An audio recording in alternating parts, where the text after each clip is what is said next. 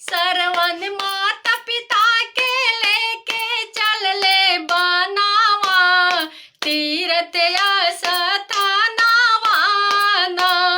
सरवन माता पिता के लेके चल ले बनावा तीरथ स्थानावाना।